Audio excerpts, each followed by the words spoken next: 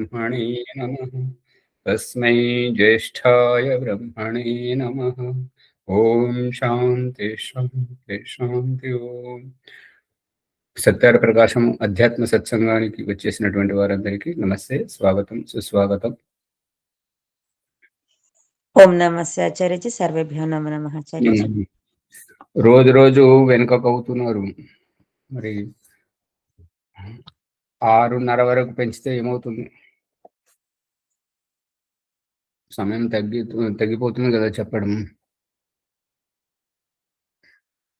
ప్రభాకర్ గారు, మాత అమ్మగారు చెప్పండి, ఆలోచించండి. ఇదే సమయం కరెక్ట్ ఉన్నది ఆచార్య. 6:30 అంటే ఎక్కువ అవుతుందేమో. మరి మా వస్తలేరు కదా ముందు. 6:30 అంటే కొందరు పనులలోకి వెళ్ళిపోతుంటారు కదా. వస్తలేరు. రావాలి అయితేనే బాగా ముందు. సత్యార ప్రకాశము చతుర్థ సముల్లాసము 97వ పుటలో ఉన్నాము.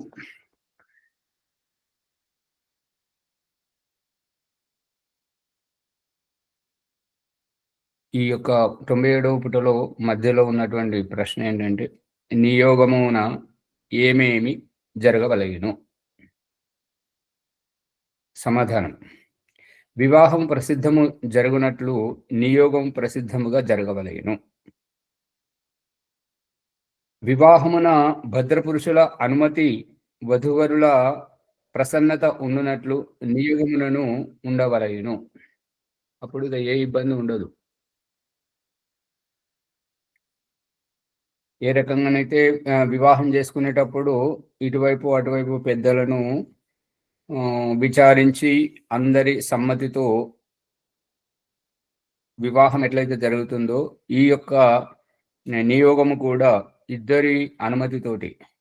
ఇప్పుడు మహాభారతంలో మనం చూసుకున్నట్టయితే ఏంటంటే, అక్కడ వేదవ్యాసుడు మరియు ఇక్కడ వీరు సత్యవతి, భీష్ముడు, వీళ్ళందరి అనుమతితోటే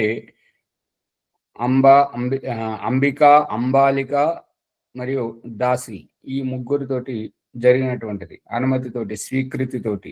మళ్ళీ తర్వాత ఏ గొడవలు రావు. ఈ దాగుడు మూతలు ఆడితే అనేక సమస్యలు వస్తాయి. అనేక సమస్యలు రాకూడదు అంటే ముందు స్వీకృతి తీసుకోవాలి. అదే ఇద్దరికి ఇష్టం ఉండాలి. స్త్రీ పురుషులకు ఇద్దరికి ఇష్టం ఉండాలి. ఇష్టం లేక ఒకరి మీద బలవంతంగా రుద్దితే, అది మనం చెప్పుకుంటున్నాం కదా, మంచానికి కట్టేసి కూడా జరిపించినా కూడా సఫలీకృతం కానప్పుడు మళ్ళీ విడిపోవాల్సి వచ్చింది. అందుకని ఇద్దరి స్వీకృతి, ప్రసన్నతగా ఉన్నప్పుడు చేస్తే ఏ గొడవలు రావు. స్త్రీ పురుషుల నియోగము జరుగునప్పుడు తన కుటుంబమున గల స్త్రీ పురుషుల ఎదుట మేమి ఇరువురం, తల్లిదండ్రి, అత్తమామ ఎవరైతే ఉంటారో వారిద్దరి ముంగట స్త్రీ పురుషులు ఇద్దరు మేమిరువురము సంతానోత్పత్తి కొరకు నియోగమును పాటింతుము. నియోగ నియమము పూర్తయిన తదుపరి మేము సంయోగము చేయము. దానికి విపరీతముగా చేయుదుమేని పాపుల మగుదుము. జాతి లేక రాజదండనమునకు పాత్రుల మగుదుము. స్పష్టంగానే ఉన్నాయి కదా, ఏమీ అర్థం కానిది ఏం లేదు. మాసమునకొకసారి గర్భధాన కార్యక్రమం చేయుదుము. గర్భము నిలిచిన మీదట 1 సంవత్సరం వరకు విడిగా ఉందుము అని ప్రకటనము చేయవలెను. చేస్తే వాళ్ళిద్దరు సుముఖంగానే ఉన్నారు, ఇక ఎవరికి ఎటువంటి ఇబ్బంది లేదు అనేటువంటిది అభిప్రాయం. ప్రశ్న: నియోగము తమ వర్ణములో జరగవలెనా లేక అన్య వర్ణములలో కూడా జరగవచ్చునా? సమాధానం: తన వర్ణమునందును, తనకంటే ఉత్తమ వర్ణస్థ పురుషునితోనూ జరగవచ్చును. పురుషునితోనే ఎందుకు జరగాలి అని అంటే, విత్తనం అక్కడి నుండి వస్తుంది కదా, అందుకే ఉత్తమ వర్ణస్థ పురుషునితో జరగాలి. సాధ్యమైనంత వరకు మన వర్ణములోనే జరిగితే బాగుంటుంది. కాని పరిస్థితిలో దిగజారే కంటే ఉన్నత శిఖరం వైపు ఆదర్శంగా తీసుకోవాలి. కానీ కాబట్టి మనకంటే గొప్ప వారితో జరిగితే బాగుంటుంది. వైశ్యశ్రీ క్షత్రియ వైశ్యశ్రీ వైశ్య క్షత్రియ బ్రాహ్మణులతోనూ, క్షత్రియ స్త్రీ క్షత్రియ బ్రాహ్మణులతోనూ, బ్రాహ్మణునితోనూ నియోగము చేయవచ్చును. వీర్యము సమవర్ణమునకు గాని ఉత్తమ వర్ణమునకు గాని చెందినది గాను ఉండవలయునని తాత్పర్యం. అంటే విత్తనం అక్కడి నుండి వస్తుంటది కాబట్టి ఈ యొక్క స్త్రీ దగ్గర ఉండేటువంటిది కేవలం ఆవరణము, బయటి ఆవరణం, దేహము మాత్రమే. ఈ దేహములో ఉండేటువంటి నేను అనేటువంటి ఆత్మతత్వం పురుషుని నుండి వస్తుంటది కాబట్టి ఆ పురుషుని నుండి వచ్చేటువంటి ఆత్మ మన సమస్తరములో ఉన్నటువంటిది, లేదా మనకంటే గొప్ప భావజాలం కలిగినటువంటి వారి నుండి వస్తే ఇంకా బాగుంటుంది అనేది అభిప్రాయం. మరి ఇక్కడ బ్రాహ్మణ క్షత్రియ వైశ్యులకే చెప్పడం జరిగింది, మరి శూద్రులకి ఎందుకు చెప్పడం జరగలేదు అంటే శూద్రులకు కూడా అదే భావం, సమస్తరములో ఉండాలి, లేదంటే ఇక అంతకంటే నిమ్న స్థరమైనటువంటి భావజాలం, దిగజారినటువంటి భావజాలంలో కాకుండా బ్రాహ్మణ క్షత్రియ వైశ్యులలో అనుకూలం ఉంటే ఎక్కడ వాళ్ళు ఏకీభవిస్తే వారితో చేసుకోవచ్చు.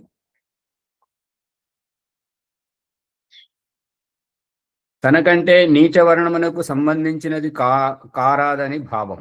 ధర్మముతో అనగా వేదోక్త రీతితో వివాహము వలన గాని నియోగము వలన గాని సంతానోత్పత్తి చేయటమే స్త్రీ పురుష సృష్టి యొక్క ప్రయోజనం. ప్రశ్న: పురుషునకు నియోగము చేయవలసిన ఆవశ్యకము ఏమి? ఆయన పురుషునికి ఏం అవసరం? అతడు రెండవ వివాహం చేసుకోవచ్చును కదా. ఉత్తరం, సమాధానం: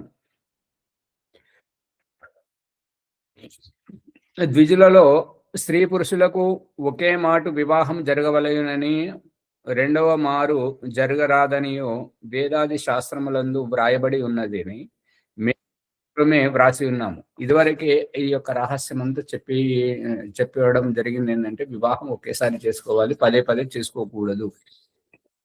పదే పదే వివాహం ఎందుకోసం చేసుకోకూడదు అని అంటే, వచ్చిన వాళ్ళంతా మన ఇంట్లోనే నిలబడతారు కదా, నిలబడ్డప్పుడు ఇక పరస్పరము ఈర్ష ద్వేషాలతోటి మనస్థిమితం లేకుండా ఉండడం జరుగుతుంటది. కాబట్టి వివాహం మాత్రం ఒకటే చేసుకోవాలి. ఇక సంతానము అనేటువంటిది ఇక వంశం నిలవాలి. మరియు మళ్ళీ ఈ మరుగులోకి ఏమంటారంటే, అది యూట్యూబ్లో ఈ మధ్య ఓ పాట వస్తుంది కదా, మళ్ళీ ఇదే మా కూపంలో దూకమంటావా అనేది ఒకటి వస్తున్నది కదా. ఆ రకంగా మరి జన్మలోకి కూడా ఇక్కడ దాపరికం చేసి ఇక్కడ కామవాసనను, అయ్యో ఏమనుకుంటారేమో, అయ్యో మరి మన వంశం నిలబడకపోయి, అయ్యో మరి ఇది ఎట్లా అని ఇటువంటి బిడియంతోటి కామమును అణుచుకొని గడప దాటేటువంటి వ్యవహారం చేస్తే, ఏ గడప దాటుతున్నారో ఆ గడపలో ప్రవేశించిన తర్వాత మళ్ళీ ఇక్కడ నుండి ఎక్కడైతే మరుగుందో అక్కడ నుంచే జీవితం ప్రారంభం అవుతుంది. అది ఉద్దేశం. అందుకని ఈ మరుగు అక్కడికి రాకూడదు అనేటువంటి అభిప్రాయంతో కామమును ఇక్కడ నెరవేర్చుకుంటేనే అక్కడ ఓం ఓం ఓం ఓం దేవుడు, ఓంకారేశ్వరుడు అతని యొక్క ప్రాప్తి కోసం పూర్ణ పురుషార్థం చేయడానికి ఆస్కారం ఉంటుంది, జన్మను తరించిపోవడానికి ఆస్కారం ఉంటుంది అనేటువంటిది అభిప్రాయం. ఇప్పుడు భగవంతుడు చూపిస్తున్న దృష్టాంతం ఏంటంటే, వస్తువు అజాగ్రత్తతో బురదలో కాలుబడిన, లేదంటే ఏదైనా అక్కడ అది చెత్త కుప్ప ఎత్తుతున్నా, లేదంటే మట్టి ఎత్తుకపోతుంటే ఆ గాలికి దుమ్మంతో వచ్చి మన మీద పడ్డప్పుడు ఇంటికి రాగానే కాళ్ళు కడుక్కోవడం, వస్త్రాలు మార్చుకోవడం, స్నానం చేయడం ఎట్లాగైతే చేస్తుంటామో, ఎక్కడో పట్టినటువంటి మురికిని ఇక్కడ వదిలించుకోవడానికి ఎట్లయితే ప్రయత్నం చేస్తుంటామో, ఈ విషయంలో కూడా ఈ కామమును, ఈ ధర్మ అర్థ కామ మోక్ష, ఈ చతుర్విధ పురుషార్థములలో కామమును దాటిన తర్వాతనే మోక్షము అనేటువంటిది అభిప్రాయం. మరి ఈ జన్మలో కామాన్ని మనం అణుచుకున్నట్టయితే మరు జన్మలో అదే కామం నుండి మన జీవితం ప్రారంభం అవుతుంటది. అందుకని ఆ కామమును నెరవేర్చుకోవాలి, దానిని తీర్చుకోవాలి. తీర్చుకుంటేనే ఇక మరి జన్మలో అటువంటి భావజాలం ఉండదు అనేటువంటిది అభిప్రాయం. ఓం స్వామి. ఓం. నమస్తే స్వామి. అణుచుకోవడం కంటే దాన్ని జయించే మార్గం ఏమీ లేదు స్వామి. అదే దాని గురించే కదా దయానంద సరస్వతి చెప్పినటువంటిది. మళ్ళీ ఇందాక మనము రోజు చెప్పుకుంటూనే ఉన్నాం కదా, అమ్మగారు మన బోటి శరీరాలతోటే మనతో సమానమైనటువంటి వర్తమానములో వారు జీవిస్తూ వచ్చి గురుకులానికి వచ్చి అంటున్నారు ఏంటంటే, అమ్మగారు మీరు స్త్రీలు కదా, ఇది పురుషుల గురుకులం, మరి మీరు ఇక్కడికి ఒంటరిగా వచ్చారు, అది ఎట్లా అని అంటే ఆవిడ అన్నది ఏంటంటే, అవన్నీ అయిపోయాయి, ఇప్పుడు స్త్రీత్వం, స్త్రీ లేదు, పురుషులు లేదు, కేవలం ఆత్మభావంతో వచ్చాను జ్ఞానం కోసం. నీ దగ్గర ఏమైనా ఉంటే చెప్పు, బోధించు, లేదంటే మా దారినే మేము పోతాం. దీని అభిప్రాయం ఏంటి? భగవంతుడు ఈ బాల్యం నుంచి యవ్వనం నుంచి ప్రౌఢావస్థ నుంచి వృద్ధావస్థ మనకు కళ్ళకు కట్టినట్టుగా అద్దంలో ప్రతిబింబాన్ని చూపిస్తున్నాడు కదా, జీవితాలను చూపిస్తున్నాడు కదా. మనుషుల్లోనే కాకుండా పశుపక్షులలో కూడా ఇదే రహస్యాన్ని చూపిస్తున్నాడు కదా. కామము తీర్చుకోవాలి, కామము నెరవేరాలి, కామము దాన్ని ఇక్కడి నుంచి మళ్ళీ పునర్జన్మతోటి మరొక జన్మలోకి తీసుకొని వెళ్ళకూడదు, ఎక్కడికక్కడ నెరవేరితే బాగుంటుంది అనేటువంటి వ్యవహారమే ప్రతి ప్రాణిలోనూ సంతానోత్పత్తి సాకుతోటి ఈ కామము అనేటువంటిది నెరవేర్చుకొని పోవడం.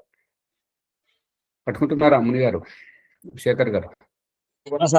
కొద్దిగా ఏదో కన్ఫ్యూజ్ గా ఉంది సార్. మళ్ళీ ప్రశ్నించండి, మీకు ఎక్కడ ప్రశ్న అది, దాన్ని ప్రశ్నిస్తేనే కదా సమాధానం అయ్యేది, లేదంటే మనోహర్ లాంటి వాళ్ళు మళ్ళీ ముప్పు తిప్పలు పెడుతుంటారు కదా నాస్తికులు. అదే సార్, ఇప్పుడు తీర్చుకోవాలా ఖచ్చితంగా అనేటటువంటి ఇది చెప్తున్నారు. అట్లా ఆప్షన్ తీర్చుకోవడమే కాకుండా దాన్ని వదులుకోవడం అనేది ఏమన్నా ఉందా స్వామి? అట్లా అదే దాన్ని వదులుకోవడం అంటే దృష్టాంతం చెప్పుకుంటుంటుంది కదా, దానికి మర్చిపోయాను.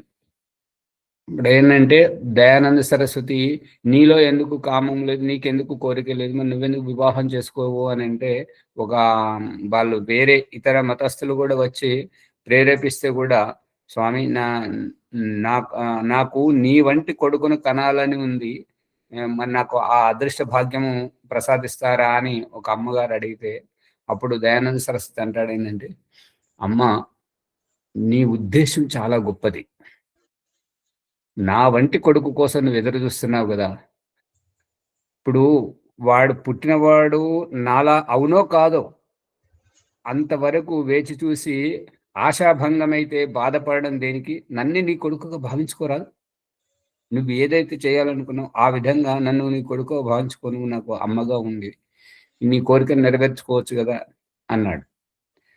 అదేవిధంగా నేను వేద భాష్యం చేస్తుంటే మరొక సందర్భంలో, నేను వేద భాష్యము మరియు ధ్యానం, వ్యక్తిగత సాధన మరియు ప్రచారము, మరి శాస్త్రార్థము, వచ్చిన వారికి శంకా సమాధానం, ఇవన్నీ చేయటంలో నేను ఎంత వ్యస్తంగా ఉన్నాను అని అంటే, ఈ కామం వైపు ఆలోచించడానికి నాకు తీరికయే లేదు, సమయమే లేదు అనేటువంటిది దయానంద సరస్వతి చెప్పాడు. ఇదే కదా మునిశేఖర్ గారు మీ అభిప్రాయం? అందుకని మనం ఇప్పుడు మహాత్మా గాంధీ చెప్పినటువంటి భాష ఏంటంటే, నీ దగ్గర పని లేకపోతే ఒంటి మీద ఉన్నటువంటి చొక్కాను విప్పుకొని చింపు, తిరిగిందని మళ్ళీ కుట్టు, మళ్ళీ పని లేకపోతే మళ్ళీ చింపుకుంటా కుడుతుండు. ఎప్పటి వరకు ఈ పని చేయాలి అంటే, మళ్ళీ నీకు ఇంకొక పని దొరికే వరకు ఖాళీ ఉండకూడదు. దీని యొక్క ఉద్దేశం ఏంటంటే, హిందీలో సామెత ఉంది, ఖాళీ మన్ సైతాన్ కా ఘర్. అంటే ఊరికే ఉండడం ఏంటంటే దయ్యాల కొంప, ఏవో ఆలోచనలు వస్తుంటాయి, ఏ రకంగా మనల్ని ఉద్విగ్నపరుస్తుంటాయి అనేటువంటిది, తీరిక లేకుండా ఉండడం అనేటువంటిది మరొక ఘటన. ఇప్పుడు ఈ యొక్క ఆధ్యాత్మ సత్సంగానికంటే ముందు ఓం ప్రకాష్ ఆత్మ నిరీక్షణలో మొదటి భాగం ప్రాణాయామ ప్రక్రియలో చేస్తున్నటువంటిది ఏంటంటే, ఉద్గీత ప్రాణాయామం మరియు ఈ యొక్క బాహ్యాభ్యంతర విషయాక్షేపి ప్రాణాయామం రహస్యంలో కథ ఏంటంటే, ఒక షావుకారు చాలా పరేషాన్‌గా ఉండి ఒక సాధువు దగ్గరికి వెళ్ళి, నేను చాలా ఇబ్బంది పడుతున్నాను. ఎట్లా మరి ఈ చేయాలి అనంటే, అతనికి ఒక రహస్యం చెప్పాడు. రహస్యం చెప్తే ఏంటంటే, నీ దగ్గరికి ఒక పనివాడు వస్తాడు. ఆ పనివాడిని నువ్వు పెట్టుకో. నా నీవు సేటువు కాబట్టి నీకు పద్దులు తీసుకురావడం. పద్దులు అంటే ఎవరైతే ఉద్దెర తీసుకెళ్తుంటారో వాళ్ళ దగ్గరికెళ్ళి వసూలు చేసుకొని తీసుకురావాలి. ఎవరికైతే వడ్డీకి ఇస్తున్నామో వారి దగ్గరికెళ్ళి ఆ మొండి బకాయిలన్నీ వసూలు చేసుకొని తీసుకురావాలి. మళ్ళీ ఈ యొక్క దుకాణంలో కిరాణా కొట్టు దుకాణంలో పని తీరకుండా ఉంటుంటది కాబట్టి ఎంతోమంది పని వాళ్ళని పెట్టుకుంటే వాళ్ళు ఇష్టం వచ్చినటువంటి వ్యవహారం చేస్తూ, నమ్మక ద్రోహం చేస్తూ నన్ను ఎదగకుండా చేస్తున్నారు. నేను మరి ఈ ధర్మార్థ కామోక్షాలను సిద్ధించుకోవాలంటే నా యొక్క దైనందిన కార్యక్రమం నుంచి నివృత్తి పొందితేనే కదా అనంటే, అప్పుడు సాధువు ఏమంటాడంటే, ఫలానా రోజు ఫలానా సమయంలో నీ దగ్గరికి ఒక వ్యక్తి వస్తాడు. ఆ వ్యక్తిని నువ్వు పనిలో పెట్టుకో. నీకు అన్నీ సవ్యంగా జరిగిపోతాయనంటే అతడు మా మంత్రదండం విని ఇంటికి వచ్చాడు. ఆ దుకాణంలో కూర్చొని చూస్తుండగా ఒక వ్యక్తి అదే సమయానికి వచ్చాడు. వచ్చినప్పుడు అతన్ని పనిలో పెట్టుకోండి, నాకేదైనా జీవనోపాధి చూపెట్టండి అని అతను అన్నాడు. నువ్వేం పని చేస్తావు అంటే, నువ్వు ఏ పని చెప్పు ఆ పని చేస్తాను. మరి నీకేం ఏ పని చెప్తే ఆ పని చేస్తావా అంటే, మొండి బకాయిలు ఏదైనా కూడా చేస్తావంటే అన్నీ చేస్తానంటాడు. మరి నీకేం పారితోషికం కావాలంటే, నన్ను ఖాళీగా ఉంచకు. ఆ షావుకారు అడిగాడు, ఖాళీగా ఉంచితే ఏం చేస్తావంటే, నేను నిన్ను చంపుతా. నన్ను ఖాళీగా ఉంచకు అంతే. నువ్వు ఎన్నెన్న పనులు చేయించుకో. అంటే నా దగ్గర 4, 5 పనోళ్ళు ఉన్నారు.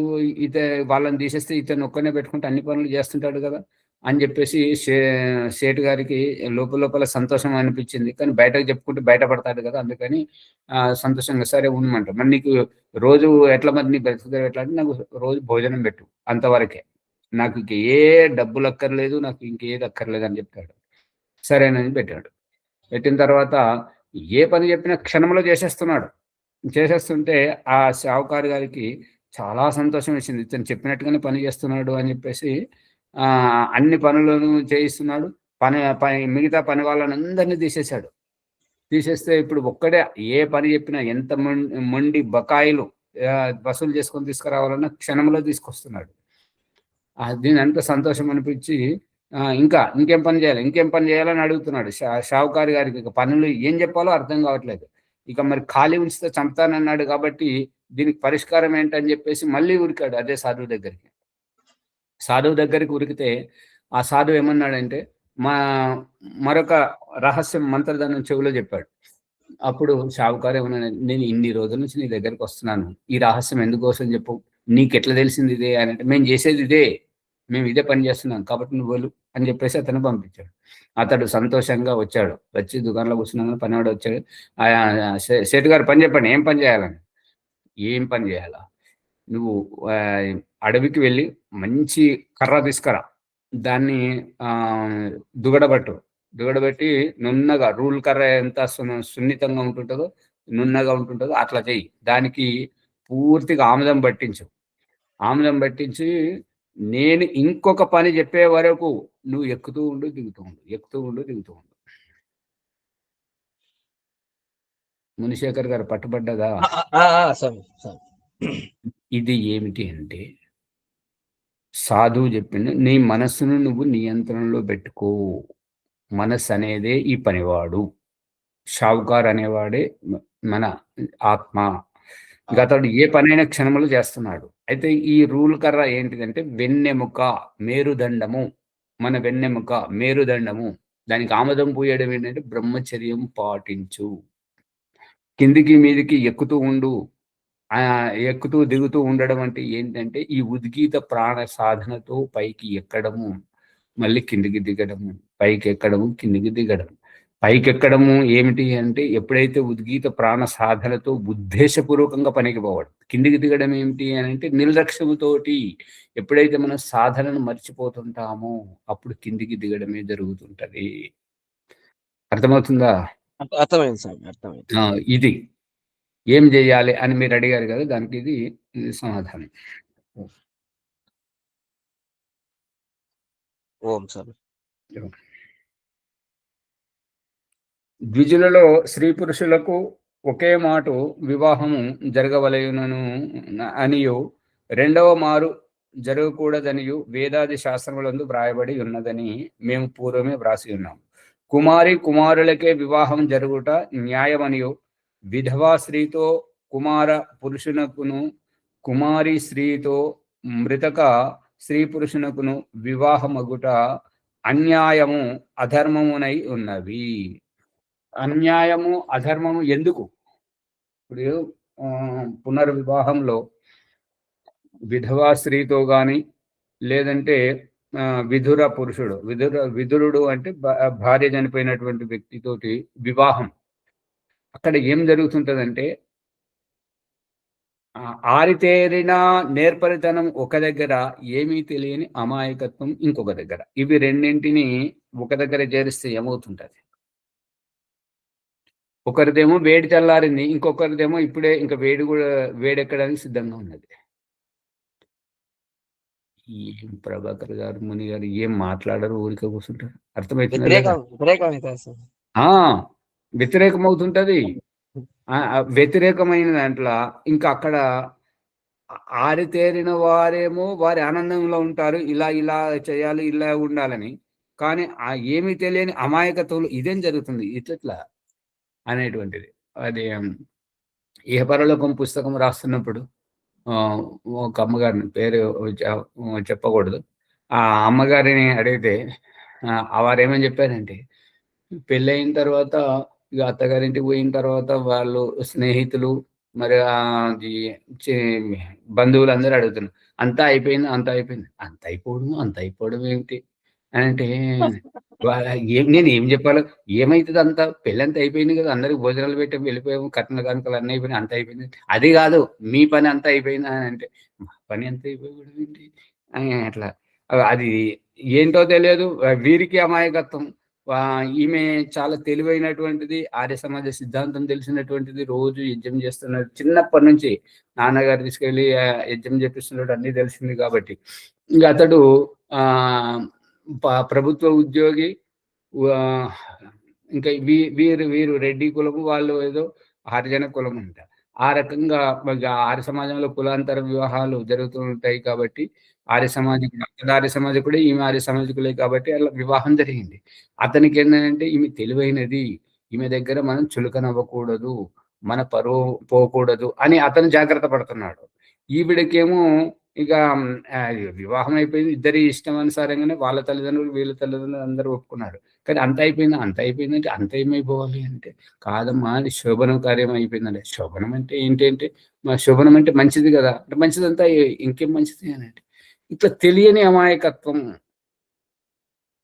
అర్థమవుతుందా? ఈ రకంగా ఇక అది ఇక అయిన తర్వాత అది వారు జరిగేటువంటిది వేరే విషయం. ఈ రకంగా 15-20 రోజుల వరకు వివాహమైన తర్వాత వాళ్ళు పూట గడిపారు. వారికి వారేమో చేయాలి, ఆతృత పడుతున్నాడు. కానీ ఈవిడికి ఏంటంటే, ఇది ఏం ఆగమాగం చేస్తున్నావు ఏంటిది, ఇదేంటిది, నేను చేయబడద్దు అని ఈమె అనడం.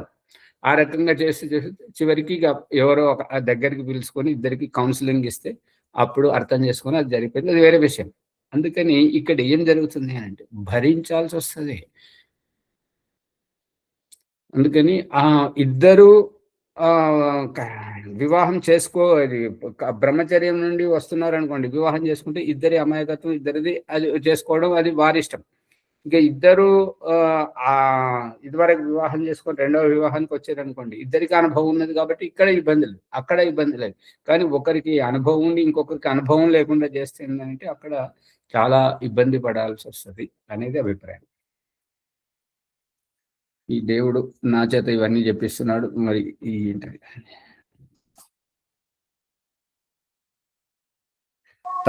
విధంగా బయటకు వస్తేనే కదండి కొన్ని విషయాలు.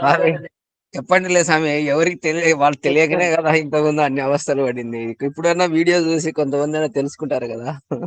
అదే మరి ఈ మనోహర్ లాంటి నాస్తికులైనటువంటి వాళ్ళు మనల్ని పట్టుకొని ఇంకా మనోహర్ బయటపడి మన దగ్గరకు వచ్చిన విషయం కాబట్టి మనం చర్చ చేసుకుంటున్నాం. ఎంతో మంది అయితే ఆ విషయం ఎందుకు మాట్లాడుతుంది, గదెందుకు అని చెప్పేసి బయట అనుకుంటారు. పడని వాళ్ళు ఉన్నారు ఆచార్య. మరి అది పడని వాళ్ళు ఉంటారు కదా. ప్రశ్న ఉంటేనే కదండి సమాధానం వచ్చేది. అందరికి ఎదురయ్యే ప్రశ్నే, కాకపోతే ఈయనేం బయటకు వచ్చాడు, అందరు రాలేదు. లోపల లోపల అనుకోండి. ఆయన బయటకు వచ్చుడు కాదమ్మ గారు, ఆయన నాస్తికుడు కాబట్టి అవును. మన ఆర్య సమాజాన్ని ఇక్కడ దొరుకుతారు, వీరు ఏం సమాధానం చెప్తారని చెప్పేసి ముప్పు తిప్పలు పెడుతున్నాడు. రాండి కాబట్టి మాట్లాడదాం. ఇప్పుడు సమాధానం అందుతుంది కాబట్టి ఇక అతనికి అవకాశం ఇప్పుడు ఆచార్యజీ. అదే మనం ఇప్పుడు మునిశేఖర్ గారికి కూడా చెప్పడం జరుగుతుందండి. ఇక మునిశేఖర్ గారు ఇప్పుడు తెలుసుకుంటున్నారు. ఇప్పుడు అట్లా తారసపడితే వానికి చెమటలు పట్టేస్తాడు. అంటే ప్రతి ఒక్కరు అట్లా తయారు కావాలి అనేది ఉద్దేశం, అంతే. స్వామి నేను సెలవు తీసుకుంటా సార్. సరే వెళ్ళండి. విధవా స్త్రీతో కుమార పురుషుడు వివాహమాడుట ఇష్టపడనట్లు వివాహిత స్త్రీతో సమాగమము చేసి ఉన్న పురుషుని వివాహమాడుటకు కుమారి కూడా అంగీకరింపదు. వివాహం చేసుకున్న పురుషుని కన్య గాని విధవా స్త్రీని కుమారుడు గాని అంగీకరింపనప్పుడే స్త్రీ పురుషుల నియోగము చేయు ఆవశ్యకత ఏర్పడదు. ఓం నమస్తే ఆచార్జీ. ఒక ప్రశ్న అడగమంటారా? అడగండి. అంటే ఇప్పుడు భర్తకి అవతల అతనికి పెళ్ళిళ్ళు అన్నీ అయిపోయి మనవలు పెట్టేశారు. అతను ఇంకో పెళ్లి చేసుకున్నాడు. ఆ చేసుకున్న ఆవిడకేమో పిల్లలు లేరు. ఇది మళ్ళీ పెళ్లి చేసుకుంది. ఇది ఎంతవరకు కరెక్ట్?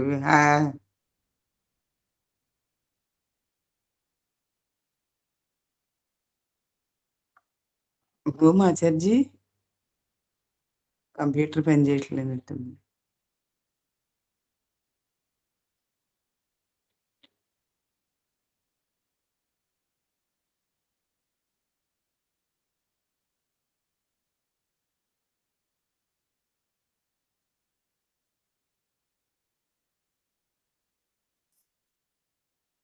సిస్టమ్ ఏదో ప్రాబ్లం వచ్చినట్టుంది,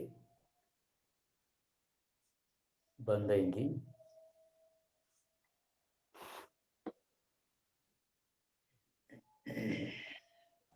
ఓం నమస్తే, వినపడుతుంది ఆచార్జీ ఇప్పుడు? ఇది ఏ జన్మలో చేసుకున్న కర్మను మనకి ఇది అనుభవించాల్సి వస్తున్నది మధ్యలో. అర్థమైంది అమ్మగారు? ఆచార్యజీ, మరి పరిణామం ఎవరి వంతులో ఉందో దాంట్లో ఇక్కడ దాకా వస్తుంది. మరి ఎవరో చేసిన తప్పుకు ఇంతమంది అంతే. అనుభవించాల్సి వస్తుంది. అయితే ఇది అడగండి అమ్మగారు, వరలక్ష్మి అమ్మగారు. నేను వినలేదు, నాది కంప్యూటర్ అయిపోయింది. ఓం నమస్తే ఆచార్జీ. అది పెళ్ళి అయిపోయింది, కోడళ్ళు వచ్చారు అతనికి, అవతల అతనికి మనవలు పుట్టారు. కొడుకు కూడా చనిపోయాడు. మళ్ళీ ఆయనకి ఇంకో పెళ్ళి కూతురే చేసింది. అవతల ఆవిడికి వయసు బడుసు వయసే 40 సంవత్సరాలు ఉంటాయి, 35. ఆవిడ అతనికి చేశారు. ఇందులో కరెక్టేనా ఆచార్జీ ఇది ఇలా చేయటం? అమ్మగారు, మీరు నమ్మండి, నమ్మకపోండి. ఈవిడికి పిల్లలు లేరు ఆచార్జీ. మంచి అందగాడు ఈవిడి. మీరు ప్రశ్న వేశారు, సమాధానం కోసం ఉండండి. మీరు నమ్మండి, నమ్మకపోండి. మన దగ్గర కాయాకల్ప విధి ఉంది. కాయకల్పము అని అంటే ఈ శరీరాన్ని విడిచిపెట్టి మళ్ళీ ఇంకొక శరీరం, ఏ రకమైతే గోళ్ళు తీస్తే మళ్ళీ గోళ్ళు ఎట్లయితే వస్తాయో, ఒకసారి వెంట్రుకలు తీస్తే ఇంకొకసారి మళ్ళీ వెంట్రుకలు ఏ రకమైతే వస్తాయో, ఈ చర్మము అంతా ఊడిపోయి మళ్ళీ ఇంకొక చర్మం రావడం, పునర్యవ్వనం. ఈ రకంగా 3 సార్లు కాయకల్పం చేసుకున్నటువంటి వ్యక్తి యుక్త వయసులో ఉన్నప్పుడు వాళ్ళ మనవళ్ళు మరి తాతయ్యకు పెళ్లి చేశారు. తప్పదు. ఏమంటారు? మరి చేసుకోవాలి కదా. కాయకల్పం అయినప్పుడు ఏమైతే ఉంటుందంటే ఈ వెంట్రుకలు పోతాయి, ఈ చర్మం పోతుంది, ఊడిపోతుంటుంది. ఈ యొక్క గోళ్ళు అన్ని ఊడిపోతుంటాయి. మళ్ళీ కొత్త చర్మం వస్తుంది. ఇప్పుడు ఎట్లయితే గాయమైనప్పుడు ఆ పుండు దాని మీద పక్కులు అవన్నీ ఊడిపోయి మళ్ళీ కొత్త చర్మం ఎట్లయితే వస్తుంటుందో ఆ రకంగా వచ్చేటువంటి విధి మన దగ్గర ఉంది. ఇప్పుడు వీళ్ళు ఈ ఆశ్రమం వాళ్ళు మనకు అవకాశం ఇస్తలేరు. అదిగా ఏమనాలో అది వారి దౌర్భాగ్యం అనాలా, మరి మన దురదృష్టం అనాలా, ఏదైనా తెలియదు. అందు గురించి మనకు ఇంకొక చోట అవకాశం దొరికితే అక్కడ స్వేచ్ఛ కనుక ఉన్నట్టయితే ఇవన్నీ జరుగుతాయి. మీరు ప్రత్యక్షంగా చూస్తారు సంపర్కంలో ఉంటే. ఇక విడిపోతే దూరం అయిపోతే అది తెలియదు. కాకపోతే ఏంటంటే ఈ యొక్క విధి అంత మన దగ్గర ఉంది. ఇది ఆయుర్వేదంలో ఇవన్నీ సిద్ధం. ఆ రకంగా ఇప్పుడు పునర్యవ్వనంలో ఇతడు కాయకల్పం చేసుకొని వచ్చాడు. అందరికి కనిపించినట్టుగానే యవ్వనంలో ఇప్పుడు రంగేసుకునేటువంటి వాళ్ళు ఎట్లయితే ముసలితనంలో యవ్వనంగా ఎట్లయితే కనబడుతున్నారో వెంట్రుకలకు రంగేసుకున్నటువంటి వాళ్ళు, ఇప్పుడు చర్మం అంతా ఊడిపోయి కొత్త చర్మం వచ్చినప్పుడు, నూతన యవ్వనంగా ఉన్నప్పుడు, మంచి ఈ పళ్ళు ఊడిపోయి మళ్ళీ కొత్త పళ్ళు వచ్చినప్పుడు, ఈ వెంట్రుకలు పోయి మళ్ళీ కొత్త వెంట్రుకలు వచ్చినప్పుడు అంత యవ్వనముగానే కనిపిస్తుంటాడు. కనిపించినప్పుడు మళ్ళీ అతనిలో కోరికలు ఉంటాయి కాబట్టి అతను పెళ్లి చేసుకోవాలనుకుంటే చేసుకోవచ్చు కదా. అప్పుడు ముందు పెళ్లిలో ఉన్నటువంటి వాళ్ళు కొడుకు పుట్టి వాళ్లకు పిల్లలై ఆ రకంగా మన వాళ్ళు తాతయ్యకు పెళ్లి చేయడానికి సిద్ధమయ్యారు. ఇప్పుడు ఇదే కదా మీ ప్రశ్న. కూతురు మీరు చెప్పే దాంట్లోనైతే కూతురు, నేను చెప్పే దాంట్లో మనవాళ్ళు. వాళ్ళు పెళ్లి సంబంధాలు చూసి తాతయ్యకి పెళ్లి చేస్తున్నారు. ప్రభాకర్ గారు అర్థమవుతుందా? రామనారాయణ గారు పట్టుకుంటున్నారా లేదా రహస్యాన్ని? ఎవరెవరి సౌవిషయం అనేది అనిపిస్తుంది ఆచార్యజీ. మరి ఇవన్నీ ఇప్పుడు ఈ సందర్భంలో మనోరంజనం ఏంటంటే ఓం ప్రకాష్ పుట్టిన ఊరిలో ఒకటి జరిగింది ఏంటంటే, అతను క్షౌరకారుడు అంటే మంగళవాడు. వాళ్ళ దగ్గరికి మేము వస్తుపోతుంటాం. వాళ్ళ పొలము మా పొలము పక్క పక్కనే కాబట్టి ఆ రహస్యాలన్నీ తెలుస్తుంటే వస్తుంటే పోతున్నాం కాబట్టి అతనికి ఇద్దరు కుమారులు ఒకతను అవిటివాడు, ఎడ్డివాడు, ఇంకొకతను శారీరకంగా బలహీనంగా ఉన్నాడు. వాళ్ళు పెళ్ళిడికి వచ్చారు. వివాహం చేస్తే వచ్చినటువంటి కోడళ్ళు అయితే వాళ్ళు యవ్వనంలో ఉంటారు కదా, అప్పుడేం చేయాలి? అక్కడ ఇప్పుడు యవ్వనంలో ఉన్నప్పుడు వారి కోరికలను అందుకోకుండా గోడ దూకుడు వ్యవహారంతో అదంతా చేస్తుంటే అత్తకు చూస్తూ భరించలేక మళ్ళీ వీళ్ళు అంటున్నారు, వాళ్ళు అదుపులో పెట్టండి, వాళ్ళు ఏంటిది ఇట్లా చేస్తున్నారు అని చెప్పేసి అనేసరికి ఇప్పుడు వాళ్ళిద్దరు అత్త మామ వాళ్ళిద్దరు విచారించుకొని ఇక మరి మీరే చూసుకోండి వారిని అని చెప్పేసరికి మామగారికి పండగ. ఇక అది మీరు ఆలోచించుకోండి. లేదంటే ఇడిచిపెట్టాలి. అది మామ అనేటువంటి దుర్మార్గుడు అతడు ఏం చేసేవాడు అంటే, పెద్దవాడు అవిటివాడు కాబట్టి అతనికి బయట పనులు చెప్పేసి అతనిలో భార్యను చూసి ఉద్రేకం వచ్చినప్పుడు అతనికి అస్తమైతనం నేర్పించాడు. ఈ చిన్నవాడికి ఏదో పని చెప్పేసి అతనికి పూట గడిపే దూరంగా పంపించేవాడు అనమాట. అట్లా ఇవన్నీ జరుగుతుంటాయి. దీని అంతటికంటే నియోగం చేసుకోవచ్చు కదా. అది ఇప్పుడు చెప్పేది అది అట్లా ఉన్నది. అందుకని మనకి జ్ఞానం అందుబాటులో లేదు.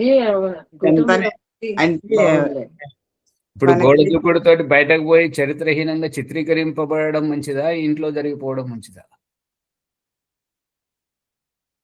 అంటే న్యాయం ఏంటంటే పిల్లలు వాళ్ళ జీవితం వాళ్ళని బతకనివ్వడం మంచిది.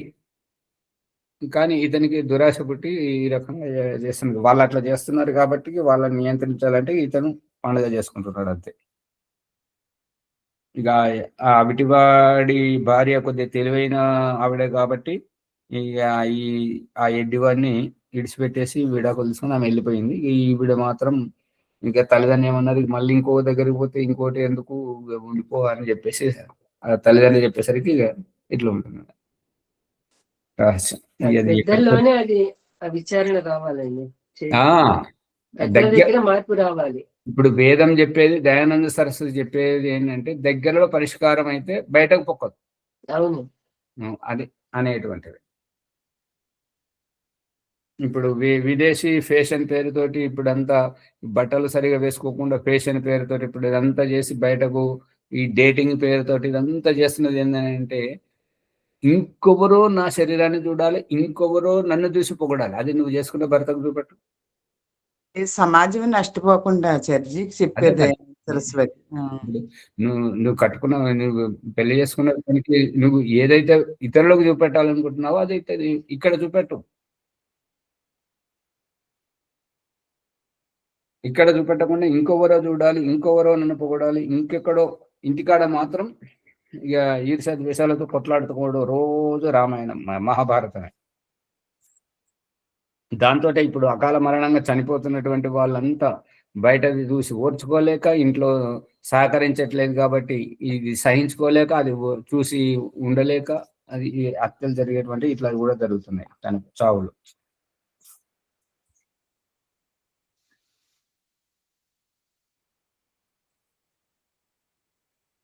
విధవా స్త్రీతో కుమార పురుషుడు వివాహమాడుట ఇష్టపడినట్లు వివాహిత స్త్రీతో సమాగమం చేసి ఉన్న పురుషుని వివాహమాడుటకు కుమారి కూడా అంగీకరింపదు. వివాహం చేసుకున్న పురుషుని కన్య గాని విధవ స్త్రీని కుమారుడు గాని అంగీకరింపనప్పుడే స్త్రీ పురుషులకు నియోగము చేయు ఆవశ్యకత ఏర్పడను. ఎట్టి వారి కట్టి వారితో సంబంధం కలుగుటయే ధర్మం. అర్థమైంది కదా? ఇక తర్వాత ముందుకెళ్తే ప్రశ్న: వివాహమున వేదాది శాస్త్రముల ప్రమాణం ఉన్నట్లు నియోగమున ప్రమాణం ఉన్నదా లేదా? ఇప్పుడు అసలైనటువంటి రహస్యం వస్తుంది. సరే దయానంద సరస్వతి, నీవు నీ మనసుకులో ఉన్నటువంటి అభిప్రాయాన్ని వ్యక్తపరుస్తున్నావా? ఇందుకు వేదము ఏదైతే ప్రమాణం ఉన్నదో, వేదం ఆదర్శంగా భగవంతుడు ఉపదేశించిందని చెప్పేసి వేదమును అనుకుంటున్నాము. ఆ వేదములో కూడా ఇటువంటి ప్రమాణాలు ఉన్నాయా? వివాహమునకు ప్రమాణాలు ఉన్నట్టుగా నియోగమునకు కూడా ప్రమాణాలు ఉన్నాయా లేవా అని చెప్పేసి అడుగుతున్నాడు. దానికి సమాధానం చెప్తున్నాడు. ఉత్తరం: ఈ విషయమున అనేక ప్రమాణములు ఉన్నవి, అనేకం ఉన్నాయి. చూడండి. కుహస్విద్ దోష కుహ వస్తోరశ్విన కుహాభిపిత్వం కరతః కుహోషతు కోవాం శయుత్ర విధవేన దేవరం మరియం నాయోష కృణుతే సా ధస్త. ఋగ్వేదము 10వ మండలము 40వ సూక్తము 2వ మంత్రం. ఊదీర్ష్వనార్యభి జీవలోకం గతాసు మేతముపశేషయేహి హస్తగ్రాభస్య దిదిశోస్తవేదం ప్రత్యుర్న నిత్యమభి సంబభూత. ఋగ్వేదం 10వ మండలం 40వ సూక్తము 2వ మంత్రం. ఇది రెండవది, అదే రెండవది. ఇది మంత్ర సంఖ్య తప్పుబడినట్టున్నది. చూడండి.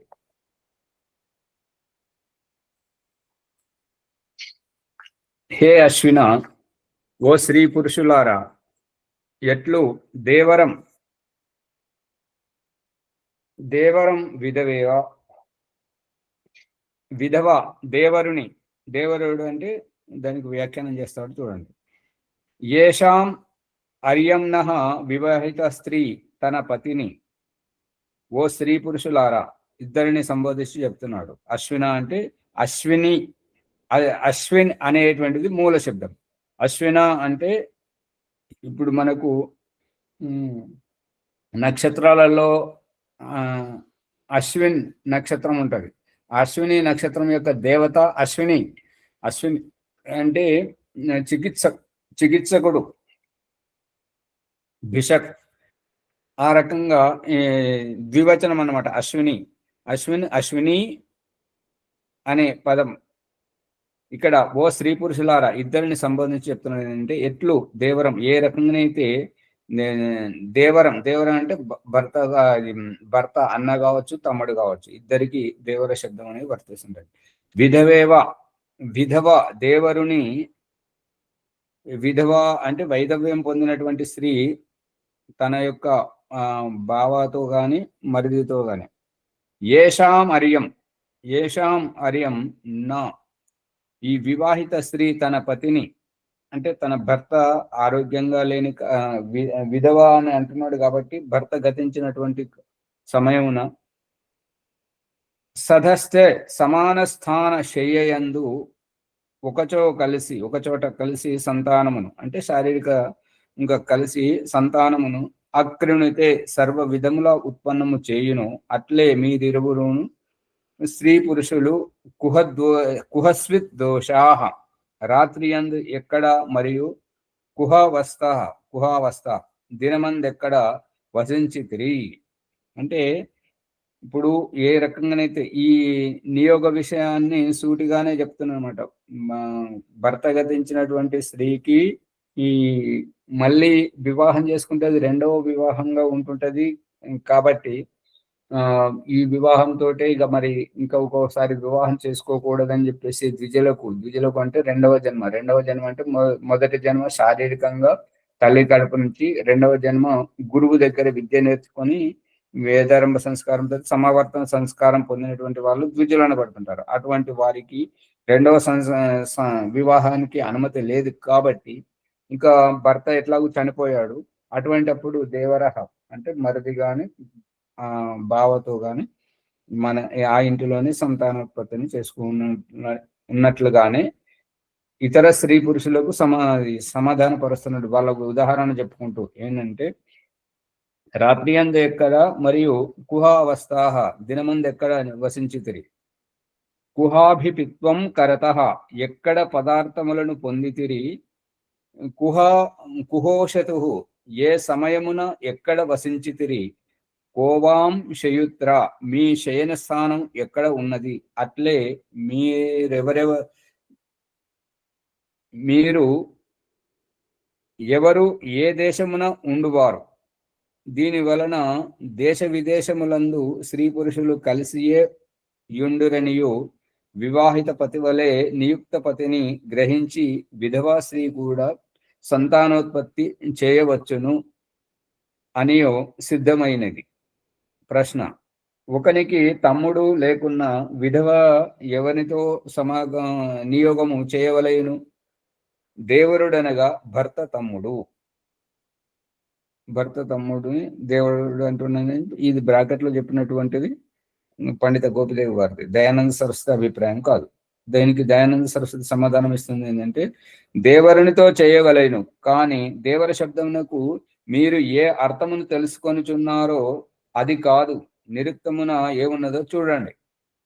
దేవరహ కస్మాత్ ద్వితీయో వరహ ఇది ఉచ్యతే. దేవరుడు అంటే ఎవరు అంటే రెండవ వరుడు. విధవకు రెండవ పతి అయినవాడు దేవరుడు అనబడును. పతికి తమ్ముడు కాని అన్న గాని, తమ్ముడైతేనేమో మరిది అవుతాడు మన భాషలో, అన్న అయితేనేమో బావ అవుతుంటాడు. తన వర్ణస్థుడు కాని తన వర్ణము కంటే ఉత్తమ వర్ణస్థుడు గాని వీరిలో ఎవరితో నియోగము జరుగునో అతడు దేవరుడగును. అంటే అది అయితేనే ఇది అంటారు దేవరుడు అవుతాడు. దేవుడు అనేది కాదు, దేవుడు అవుతాడు. కానీ ఈ ఇంకొక ఉత్తమ కులము నుండి తీసుకుని వస్తే ఉత్తమ కులములోని వ్యక్తితోటి నియోగం చేసుకుంటే అతడు దేవరుడు కాదు. అది గుర్తుపెట్టుకోండి. దేవరుడు అంటే తన భర్తకు అన్న గాని తమ్ముడు గాని ఎవరైతే ఉంటారో వారే దేవరుడు అనబడతారు. కానీ ఇంకా మనకంటే ఉత్తమ కులము వ్యక్తితోటి నియోగం చేసుకుంటే ఆ వ్యక్తి దేవరుడు అనబడడు అనే అభిప్రాయం. హే నారి, ఆచార్యజీ ఇక్కడ వీళ్ళు ఎవరితో నియోగం జరిగినా అతడు దేవుడు అనబడను, దేవుడు అగును అనేది. అమ్మగారు ఇక్కడ చూడండి, ఇక్కడ చెప్తున్నటువంటిది ఏంటంటే ఇక్కడ నిరుక్తంలో చెప్పినటువంటిది 3వ అధ్యాయం 15వ ఖండంలో చెప్పినటువంటిది ఏంటంటే దేవరాకస్మాత్ ద్వితీయో వర ఉచ్యతే. ద్వితీయ వరుడు అనబడుతుంటాడు. రెండవ వరుడు అంటే రెండవ భర్త. విధవకు రెండవ పతి అయినవాడు దేవరుడు అనబడును. అమ్మో, మీరన్నదే అర్థం వస్తుంది దానికి. పతికి ఇప్పుడు గోపిదేవ్ గారు చెప్తున్నటువంటిది బ్రాకెట్ లో చెప్తున్నది ఏంటంటే తమ్ముడు కాని అన్న కాని తన వర్ణస్థుడు కాని తన వర్ణము కంటే ఉత్తమ వర్ణస్థుడు కాని వీరిలో ఎవరితో నియోగం జరుగును అతడు దేవుడు అనగు. అదే అమ్మగారు చెప్పింది అభిప్రాయం. ఇప్పుడు మరి అది అభిప్రాయము అదే అయినా కానీ వ్యవహారంలో అది లేదు కదా. మరిది అని ఎవరని అంటారు? మరిది అంటే అన్నకు తమ్ముడు అని, బావ కానీ, అదే అర్థం. భర్త తమ్ముడిని కూడా మరిది అంటారు కదా ఆచార్య. అదే తమ్ముణ్ణి కానీ అన్నని తమ్ముణ్ణి ఎక్కువ శాతం మరిది అని మనం అంటాము. కానీ ఇక్కడ ఈ శాస్త్రంలో చెప్పబడుతుంది తమ్ముడు కానీ అన్న కానీ ఇద్దరిని దేవర శబ్దంతో సంబోధిస్తారు. కానీ ఇక్కడ మూడవ అర్థం ఏమొస్తున్నది అంటే తనకంటే ఉత్తమ వర్ణస్థుడితో ఎవరితోటి నియోగం చేసుకుంటామో అతన్ని కూడా దేవర శబ్దము అనబడుతుంది అని ఇది అమ్మగారు చెప్పిన అభిప్రాయమే వస్తుంది. హే నారి, బట్టి అట్లా ఆచార్య తమ్ముడు లేకున్నా అనేటటువంటిది ఉంది చూసారా, దానికి సమాధానంగా కింద సమాధానం చెప్పినట్టున్నారు. ఓ నారి, ఓ విధవ, నీవు ఏతంగతాసం ఈ మరణించిన పతి ఆశను అంటే ఇప్పుడు భర్త చనిపోయాడు కాబట్టి అతని మీద ఆశను వదిలి శేష ఇతర పురుషుల నుండి అభిజీవలోకం బ్రతికియున్న రెండవ పతిని ఉపయైహి పొందము మరియు ఉదీర్ష్య ఈ విషయమును ఆలోచించి నిశ్చయించుము. హస్తగ్రాభస్య దిదిశో విధవవగును నిన్ను మరల పాణిగ్రహణము చేయు ఏ నియుక్త పతితో నియోగము కలుగును ఇదం జనిత్వం అతని వలన కలిగిన ఈ సంతానము ఆ నియుక్త పతిదే అగును. మరియు నీవు నీ కొరకు నియోగం చేయుదువేని అప్పుడు కలుగు సంతానము నీది అగును. అంటే నీ ఇష్టపూర్వకంగా నువ్వు కావాలని కోరుకుంటున్నావు కాబట్టి ఇప్పుడు నీకు పుట్టినటువంటి సంతానం నీదనబడను.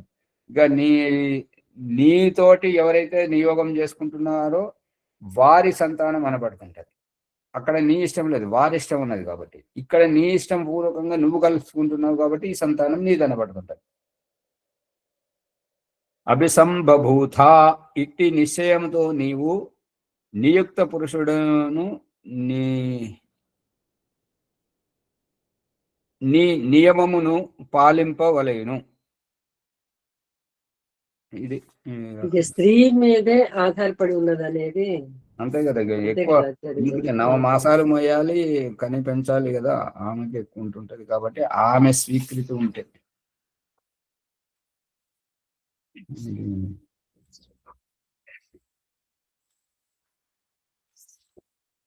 సమయం అయిపోతుంది కదా. సరే, మంచిది. ఈ శ్లోకం మంత్రం రేపు చెప్పుకుందాం. నమస్తే.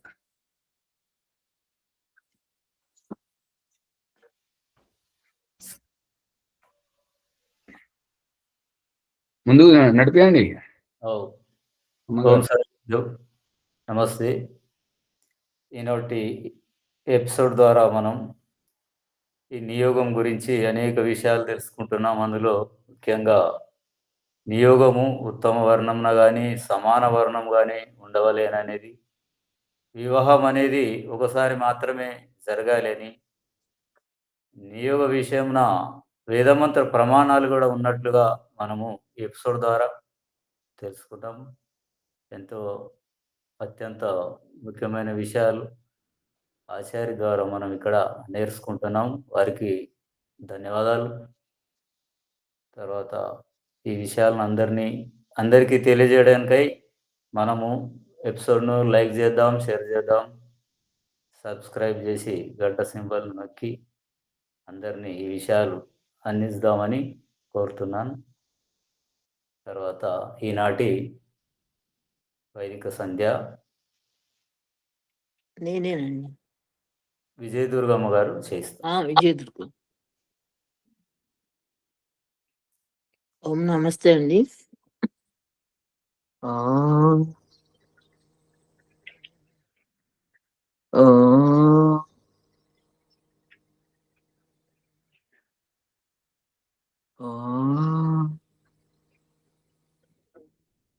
ఓం अमृतोपस्तरणमसि स्वाहा ॐ अमृतापिदानमसि स्वाहा सत्यं यशः श्रीर्मयि श्रीः श्रैतां स्वाहा ॐ वाक् ॐ प्राणः ॐ चक्षुः ॐ स्तोत्रम् ॐ नाभिः ॐ हृदयम् ॐ कण्ठः ॐ शिरः ॐ బాహుభ్యాం యశోబలం ఓం కరతలకరపృష్ఠే మార్జనమంత్రములు ఓం భూః పునాతు శిరసి ఓం భువః పునాతు నేత్రయోః ఓం స్వః పునాతు కంఠే ఓం మహః పునాతు హృదయే ఓం జనః పునాతు నాభ్యాం ఓం తపః పునాతు పాదయోః ఓం సత్యం పునాతు పునఃశిరసి ఓం కం బ్రహ్మ పునాతు సర్వత్ర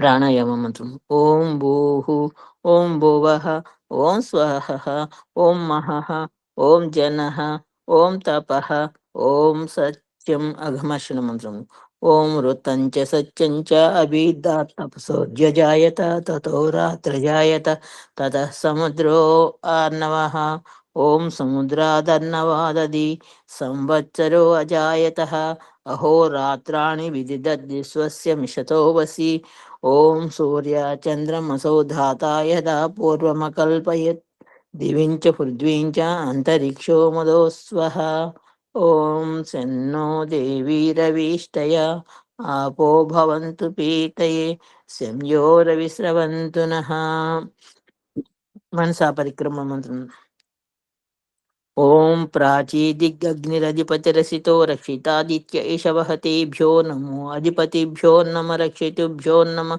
ఏషభ్యో నమ ఏభ్యోऽस्तु యోస్మాన్ వేష్టియం వయం దిష్మస్త్వం భోజంబే దద్మః ఓం దక్షిణాదిక్ ఇంద్రోధిపతి స్థిరస్థిరాజే రక్షితా వీరుదః రక్షితా పితర ఇషవః తేభ్యో నమో అధిపతిభ్యో నమ రక్షితుభ్యో నమ ఈశుభ్యో నమ ఏభ్యో అస్తు యోస్మాన్ ద్వేష్టియం వయం దిష్మస్తం వోజంబే దద్మః ఓం ప్రతీచే దిగ్వరుణోధిపతి హృదాకూ రక్షితాన్నమిషవః తేభ్యో నమో అధిపతిభ్యో నమ రక్షితుభ్యో నమ ఇషుభ్యో నమ ఏభ్యో అస్తు యోస్మాన్ ద్వేష్టియం వయం దిష్మస్తం వోజంబే దద్మః ఓం ఉదీచే దిక్ సోమోధిపతి స్వజో రక్షితాసనిరిషవః తేభ్యో నమో అధిపతిభ్యో నమ రక్షితుభ్యో నమ ఈశుభ్యో నమ ఏభ్యో అస్తు యోస్మాన్ ద్వేష్టియం వయం దిష్మస్నం వోజంబే దద్మః ఓం ధ్రువాదిక్ విష్ణురధిపతి కల్మాషాగ్రీవో రక్షితా వీరుద ఈశవః తేభ్యో నమో అధిపతిభ్యో నమ రక్షితుభ్యో నమ ఈశుభ్యో నమ ఏభ్యో అస్తు యోస్మాన్ ద్వేష్టియం వయం దిష్మస్వం వోజంబే దద్మః ఓం ఊర్ధ్వాదిక్ బృహస్పతి స్విత్రో రక్షితా వర్షమిషవః తేభ్యో నమో అధిపతిభ్యో నమ రక్షితుభ్యో నమ ఈశుభ్యో నమ ఏభ్యో అస్తు యోస్మాన్ ద్వేష్టియం వయం దిష్మస్వం వోజంబే దద్మః జాతవేదసే ఉపస్థాన ప్రకరణం జాతవేదసే సునవామ సోమ మరాతీయతో నిదహాతి వేదః సనః పర్షదతి దుర్గాణి విశ్వా నావేవ సింధుం దురితత్యాగ్నిః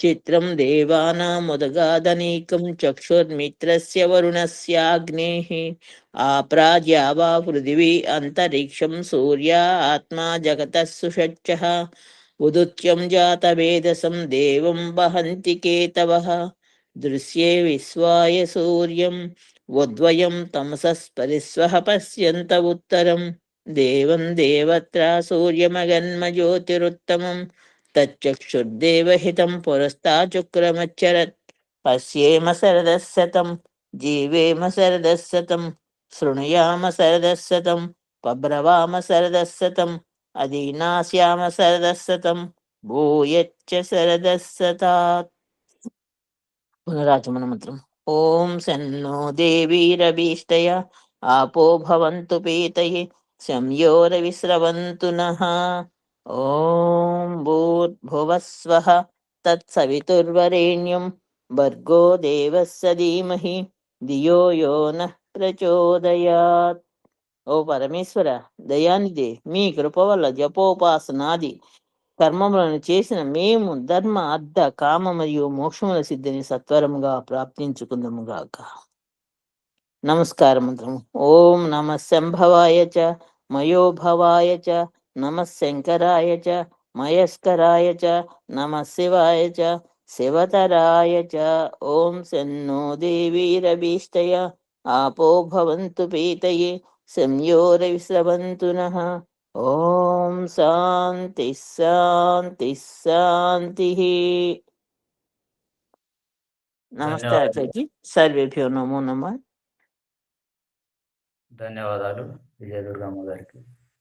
తర్వాత శాంతి పాఠంతో ముగిస్తున్నాం. ఓం ద్యౌ శాంతి అంతరిక్షం శాంతి పృథివీ శాంతి ఆపశాంతి ఓషధయ శాంతి వనస్పతే శాంతి విశ్వే దేవా శాంతి బ్రహ్మ శాంతి సర్వం శాంతి శాంతిరేవ శాంతి సమా శాంతిరేధి. ఓం శాంతి శాంతి శాంతి. ఓం సర్వేభ్యో నమస్తే ఆచార్య. సర్వేభ్యో నమః. ఓం నమస్తే ఆచార్య. నమస్తే ఆచార్యజీ. నమస్తే. ప్రభాకర్ గారు 18 తారీఖు పెట్టుకోండి. అక్కడ వాళ్ళకు కూడా 17 తారీఖే ఎన్నికలు